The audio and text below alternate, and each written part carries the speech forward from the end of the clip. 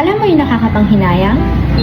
Yung hindi ka man lang nag-try at nalaman mo sana sa sarili mo na magaling ka pala. Hi, I'm Camille and it's episode 5 of my Alam Mo Ba series where I will share you things na first time kong malaman at mga nalaman ko na gusto kong i-share sa inyong lahat. So, recently, pumunta ako sa isang seminar sa Takraw.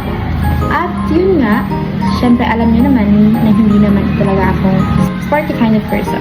Kasi sa tayo magkakapatid, ang pinaka-sporty type yung kapatid kong bunsong lalaki. So, yun na nga, karoon ng drills. At di ko talaga alam na meron pa rin mga drills na ganon. So, yun, nag-try ako. Alam ko naman sa sarili ko na hindi ako magaling sa bagay na yun. Pero, hindi ko pa naman talaga siya na-try. Yung body ko hindi nakikipag-coordinate or nag-try ako.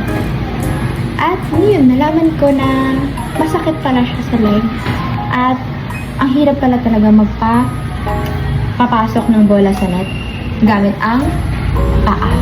Sa takraw, halos mag-split ka na at kulang na lang, pwede ka lang lumipad o maglalayag sa bikon.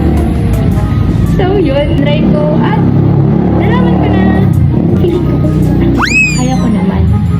At yun, pagbabago sa sarili ko na tinatry ko na kahit alam kong hindi ako magaling. Oh, ang ganda nun! So ikaw, ano ba yung gusto mong i-try at malaman na magaling pala ako dito. Kaya ko pala ito. So yeah, ano yun? That's it for episode 5. Bye-bye! Uwi na ako.